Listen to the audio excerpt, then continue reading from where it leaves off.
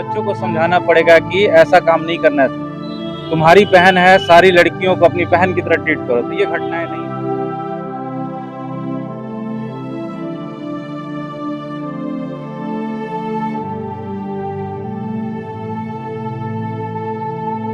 आए दिन हमारे समाज में ऐसी घटनाएं दिन प्रतिदिन होती हैं।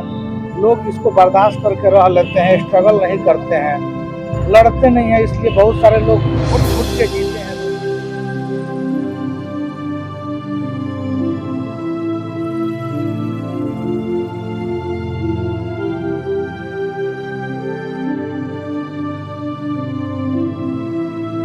जैसे हम लड़कियों को सीख देते हैं कि बच्चियों अपना ध्यान रखो और इज्जत अपनी बचाओ, लेकिन अपने बेटों को सलाह नहीं देते हम कि बेटे को कोई समझाए कि तुम किसी बहन बेटे के ऊपर गंदे नजर मत रखो, उन्हें अच्छे दृष्टि से देखो, उन्हें भी अपनी बहन मानो। तो ये बहुत जरूरी है।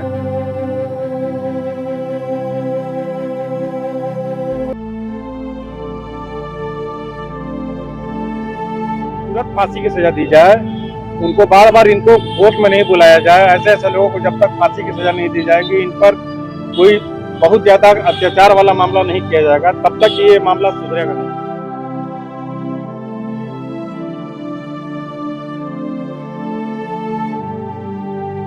और बच्चों के अंदर हम उनसे खुलकर इस विषय पर बात करें ताकि उनके अंदर भय नहीं हो। बहुत सारी हमारी बच्चियां जो होती हैं वो डर के मारे घर पे नहीं कह पाती हैं कि हमको गार्जियन मारपीट करेंगे या इस तरह से प्रताड़ित करेंगे। तो उससे खुलकर हम लोग मित्रवत अगर व्यवहार करते हैं, भाई ये कहते हैं कि तुम्हारे साथ कोई भी मिसहैपनिंग होती है तुम खुलकर हमको बोलो, हम उसमें तुम्हारा साथ देंगे। तो हम समझते हैं बहुत हद तक हम लोग इसको कंट्रोल कर सकते हैं। और सामाजिक जिम्मेदारियां तो हमारी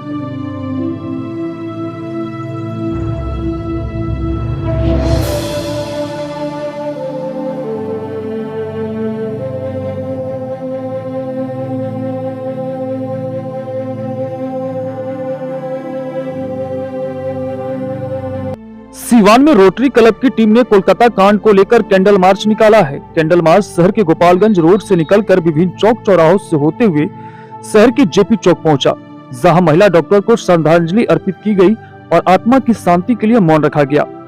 इस दौरान वी वांट जस्टिस आरोपी को फांसी दो के हाथों में तख्ते भी देखे गए। कैंडल मार्च में शामिल डॉक्टरों ने आरोपी को फांसी की सजा दिलाने का मांग किया है। वहीं कहा कि इस धरती पर दूसरा भगवान डॉक्टर को कहा जाता है। ऐसे में अपराध करने वाले व्यक्तियों को इस धरती पर जीने का कोई अधिकार नहीं है। इस अपराध को करने वालों को ऐसी सजा मिलनी चाहिए कि अन्य कोई भी व्यक्ति इस प्रकार का अपराध करने से पहले अनेक बार सोचे। जब तक ऐसी घटनाएं होती रहेंगी तब तक महिला खुद को असुरक्षित महसूस करती रहेंगी। गौरतलब है कि बीते दिनों कोलकाता में एक ट्रेनी महिला डॉक्टर के साथ पहले दुष्कर्म किया गया और फिर उसकी हत्या कर दी गई, जिस मामले को लेकर कोलकाता सरकार द्वारा इसको आत्महत्या करार दिया गया।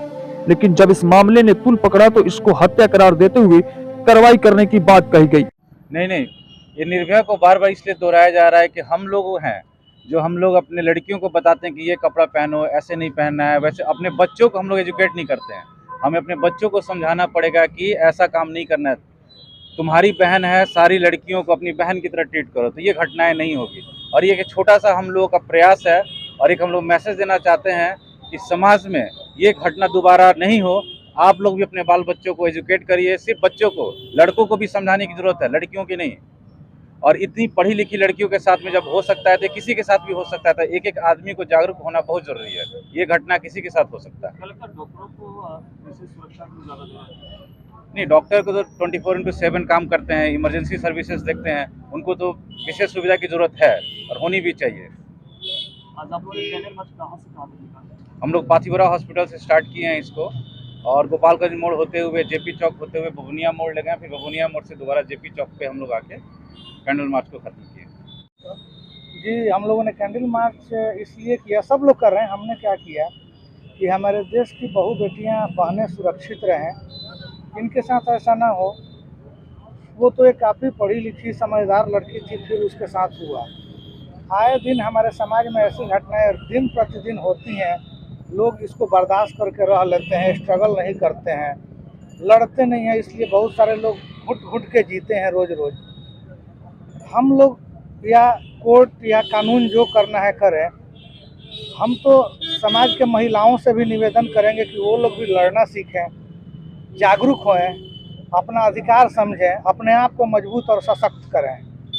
नारियों से नम्र निवेदन है, माताओं और बहनों और बेटियों सबसे ये निवेदन है कि वो अपने आप को सशक्त करें। ये सिर्फ हम लड़कियों को सीख देते हैं कि बच्चियों अपना ध्यान रखो और इज्जत अपनी बचाओ, लेकिन अपने बेटों को सलाह नहीं देते हम कि बेटे को भी समझाएं कि तुम किसी बहन बेटे के ऊपर गंदे नजर मत रखो, उन्हें अच्छे दृष्टि से देखो, उन्हें भी अपनी बहन मानो। तो ये बहुत ज़रूरी है। सर लगातार रोटरी क्लब लोगों को जागरूक करने का काम करते हैं, तो क्या इसको भी लेकर आप लोग गाँव ग्रामीण क्षेत्र से लेकर शहरी क्षेत्र में जागरूक करें? बिल्कुल, हम लोग ये काम कर रहे हैं। बेटियों बचाओ बेटी पढ़ाओ के नारे पर लेके हम लोग काम कर रहे हैं और आगे महिलाओं के लिए, बच्चियों के लिए हम लोग काम करते रहेंगे। ये हमारा संकल्प रोटरी क्लब का।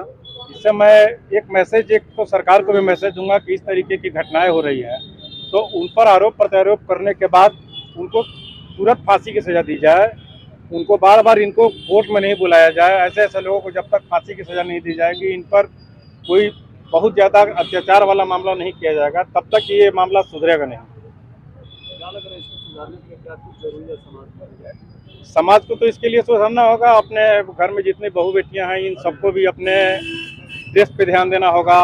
उनको भी समझना होगा कि हम कहाँ रह रहे हैं, कैसे रह रहे हैं। अपने बचाव उनको खुद ही करना है अपनी। जब देखा जाता है कि जब बलात्कारी पकड़े जाते हैं तो उनके परिवार के लोग उससे नाता तोड़ देते हैं, लेकिन कहीं ना कहीं अगर शुरू से उसको अगर इस तरह की नॉलेज दें, समझाएं, तो क्या लगता है समाज बदलेगा?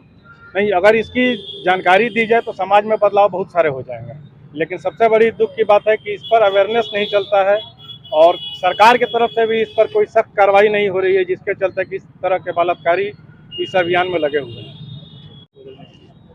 मुझको तो लगता है कि सबसे पहले हम लोगों को नैतिक शिक्षा पे बल देना है, जिसका आजकल अभाव है। और दूसरी बात, मुझको लगता है ये जो घटना हुई है, ऐसी घटनाएं कभी भी हो सकती हैं, क्योंकि इस पर हम नहीं कंट्रोल कर सकते हैं इस तरह का।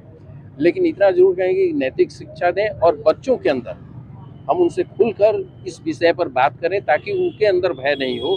बहुत सारी हमारी बच्चियां जो होती हैं वो डर के मारे घर पे नहीं कह पाती हैं कि हमको गार्जियन मारपीट करेंगे या इस तरह से प्रताड़ित करें। तो उनसे खुलकर हम लोग मित्रवत अगर व्यवहार करते हैं, भाई ये कहते हैं कि तुम्हारे साथ कोई भी मिस हैपनिंग होती है तुम खुलकर हमको बोलो, हम उसमें तुम्हारा साथ देंगे। तो हम समझते हैं बहुत हद तक हम लोग इसको कंट्रोल कर सकते हैं और सामाजिक जिम्मेदारियां तो हमारी बढ़ती हैं।